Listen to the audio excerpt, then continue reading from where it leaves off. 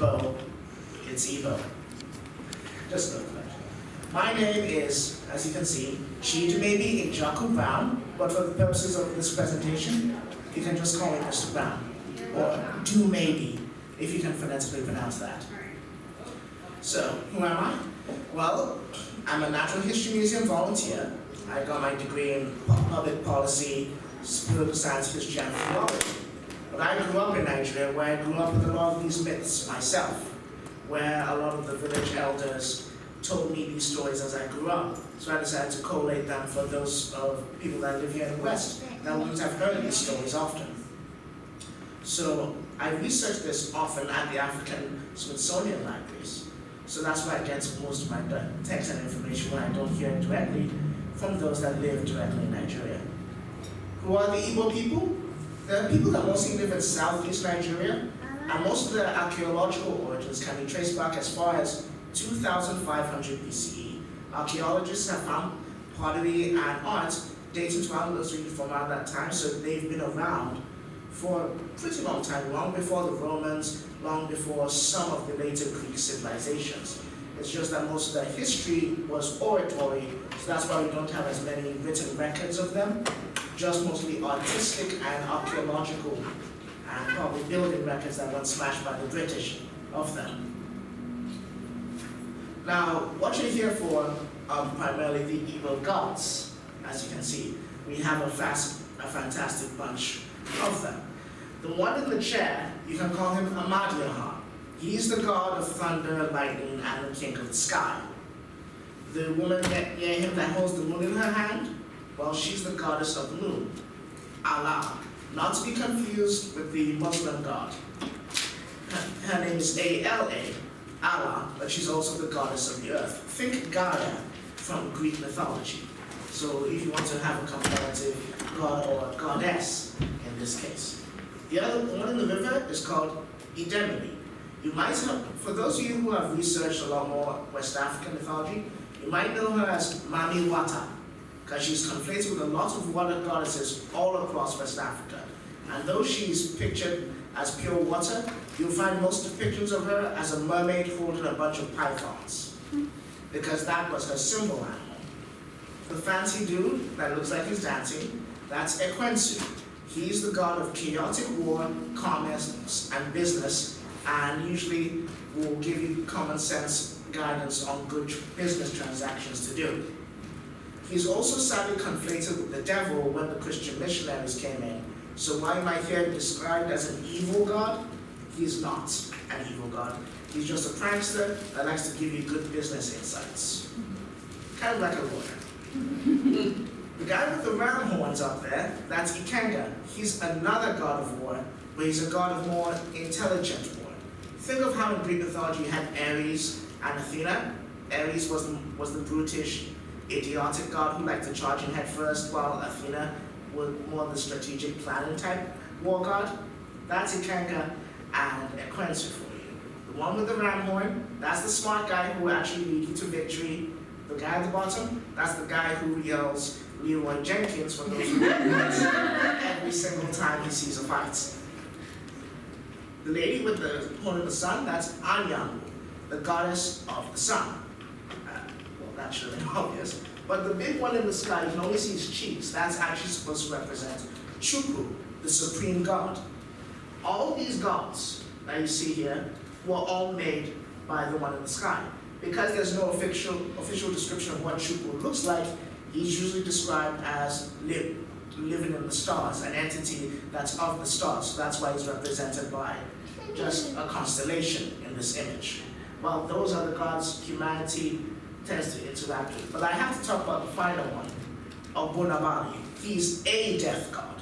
There are many death gods. Allah herself is one. She is a god of death and is also the underworld herself.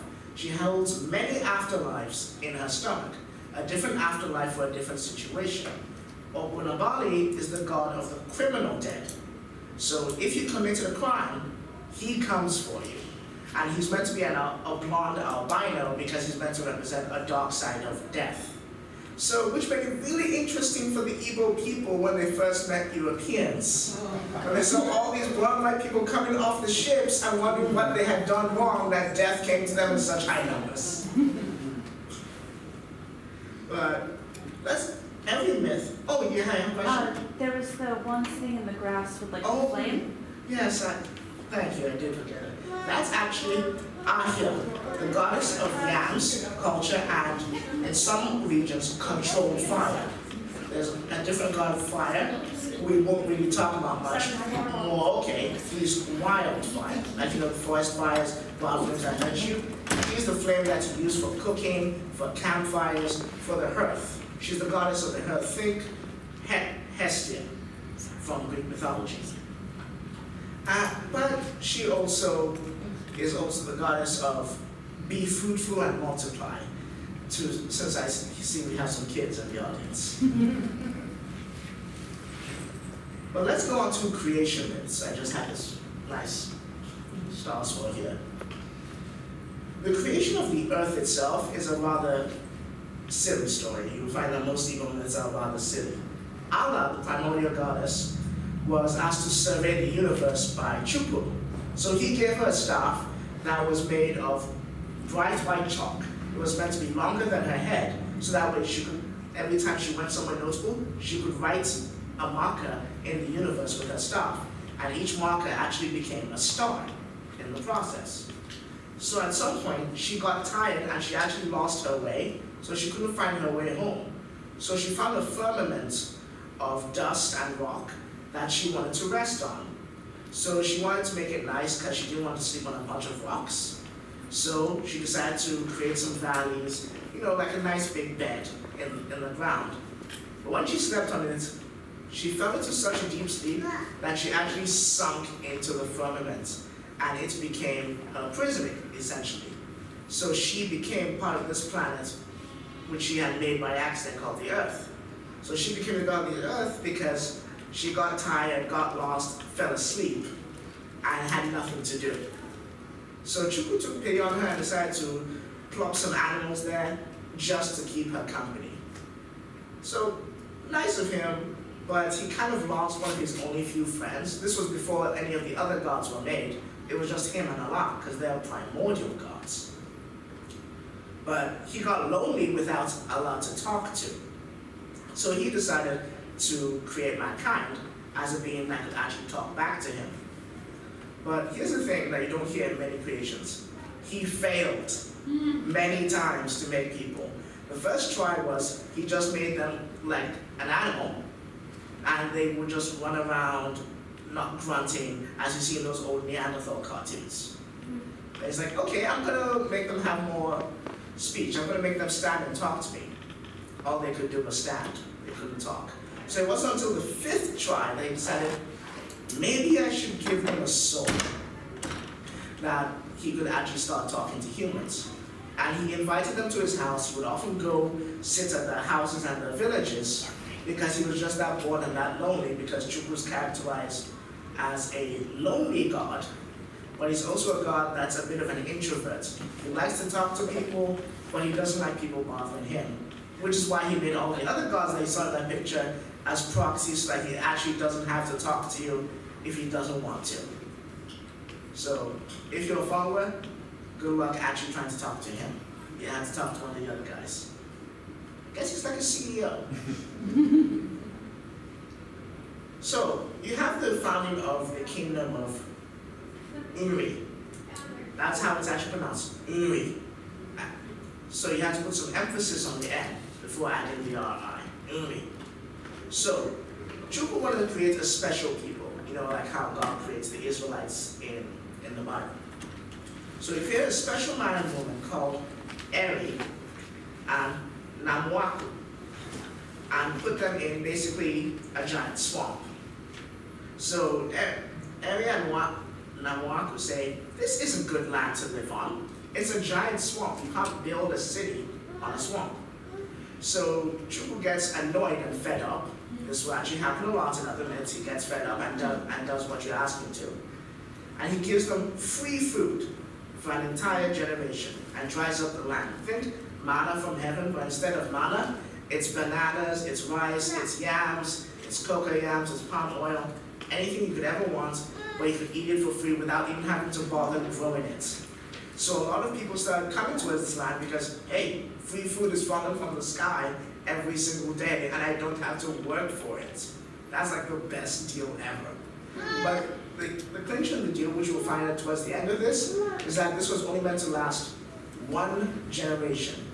So the generation after that pretty much got a bad raw deal.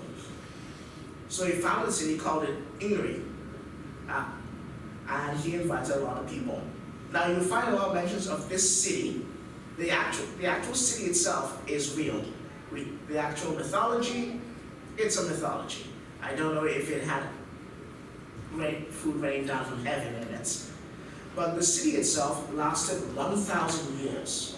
And so did the civilization. There's an entire genealogy of kings who claim to be descended from Eri, going all the way back to around 900 AD or 900 CE. So the kingdom lasted from 900 to 1911, when the British took over and blew down the walls with their cannons.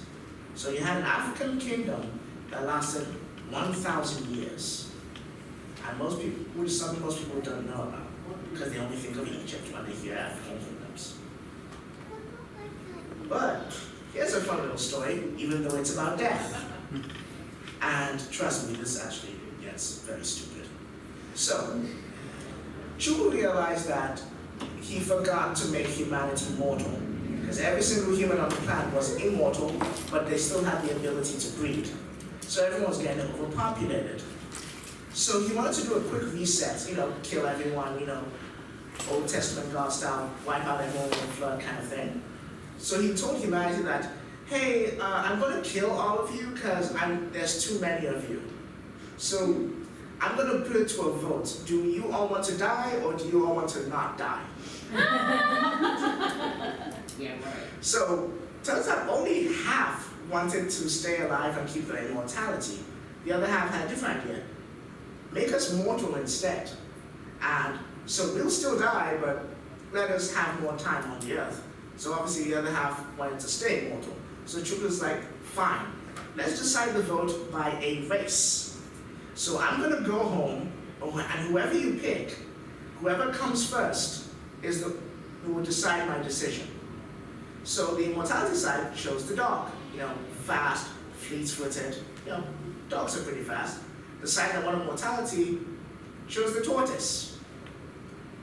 Yes, I see that look. Yes, the tortoise, but you'll see why. So during the race started at dawn. So the dog speeds off while the tortoise sees no plodding along as tortoises do. But then the dog comes across. Do we still have kids here? Well, the dog comes upon a pile of manure, of fertilizer, and decides that it's so tasty that he has to pause and eat it. This is in the actual story, folks. So he spends 5 hours eating the whole pile and falls asleep, while the tortoise keeps on going on, just walks past. So it's not until nighttime, when just as the tortoise is reaching Chukwu's house, that the dog wakes up and realizes what he's done. So he chases after and just barely comes in after the tortoise. But by then, the tortoise has already spoken to Chukwu, and mankind has become mortal. So you'll find a lot of Igbo stories where dogs are mistrustworthy. This is kind of why.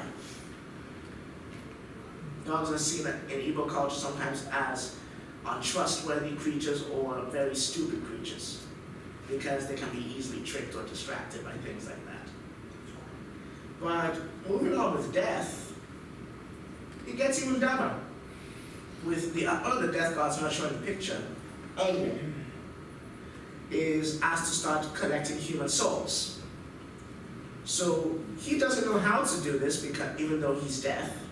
So he goes around asking each demographic group, young, old, rich, poor, if they want to be collected by him. And of course, no one wants to have basically the Grim Reaper show up to your house and say, hey, my job is here to kill you and collect your soul. Can I do that, please? Yeah. So each of them come up with a different argument. The young kids say, no, we have so much to live for, we're young kids. why should you collect our souls? Go collect the old people. They don't have many years left. So the old people say, how selfish are you? We're old. We have to leave a legacy to our children. You just came upon us, so give us proper time and go hang out with the poor people or something. So the poor people say, no, that's not fair. We're poor, so it's our right to get a chance to develop our wealth. So why don't you go after people who are already wealthy? Go after the rich people. Eat the rich if you have to. The rich people, of course, don't want to die. They say, we're responsible. We had to keep all our money and give us to our descendants. Go after the young people. So this went on and on and on until Anu went all the way back to Chukwu's house and said, hey, Chukwu, I don't know how to collect these people's souls. They all gave really compelling arguments after I saw them and listened to them. And I really couldn't collect the kids because they just gave me these sad puppy eyes. And I just didn't have the heart to do this. And Chukwu was like, you're deaf. You are not supposed to care. You're supposed to connect everyone equally. That's your job. So here's what I'm going to do to you. I'm going to take away your eyes and take away your ears. So now on, you can't be seduced by sad puppy eyes and listen to people complain. You're going to do your job and collect people equally. So that's how death goes around. And that's why death is usually treated as a blind god, because he had his eyes and ears taken away. But onto a less somber topic, this is more from my village. It's about how mankind gets fire. Now, I will stress ahead of time that each village has its own different version of this story. But this is my village, that's the one I heard. So, for a long time, man only could eat raw food. Like, you ever hunt a deer and just eat it straight? Imagine every meal tasting like that. So, they asked the local yam goddess, Ahia, to help them, make some food that tastes better. So she goes to talk to the wildfire god that I mentioned earlier, Muoke. And he says, no, I don't want to give humans my fire. So what she does is she digs a huge pit made of clay and pushes him into it. So he tries to burn himself out of it, and he goes as high as he possibly can, and she's scooping the fire and taking away some of his essence. So she gains some of the properties of his flame. So even though she's a god all about plants, she's also becoming a god about fire too. So she steals most of the fire and sends him back into the forest, where he runs off crying and swears that whenever he spreads his fire, he will try to burn human cities as much as possible. But most flames barely ever reach human cities in Igbo stories. So she becomes the goddess of the hearth. She becomes the goddess of cooking. So she becomes basically a better fire god than the wild one ever was. So that's why she's always prayed to. There are many festivals dedicated to her, but mostly about the yams. Most people tend to forget about the fire part, because people like yams more than they like fire. What is her name again? Ahia. Ahia. A-H-I-A.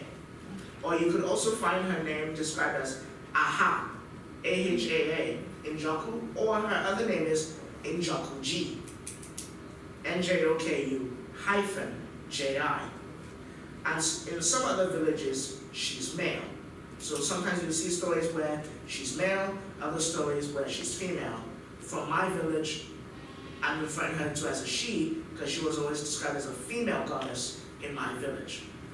The reason why all these stories are so different is that unlike Greek mythology and Norse mythology, there wasn't one centralized, agreed upon belief.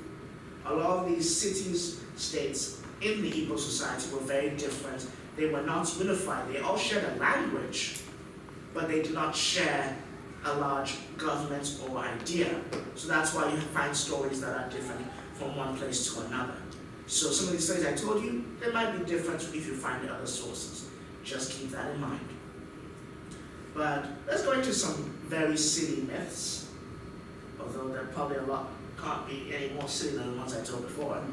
But let's try. This is about women and war. And yes, I realize the largesse of my audience, but this is actually funny.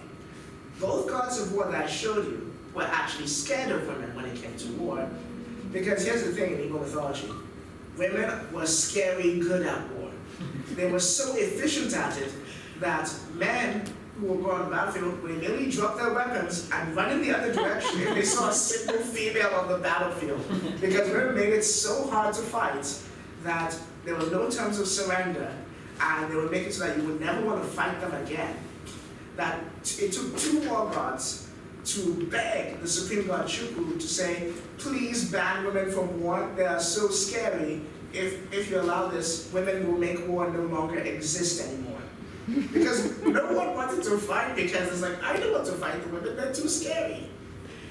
So Chukwu had to be like, okay, in exchange for this, you have to give women complete control of the household, of many of the politics and religious ceremonies.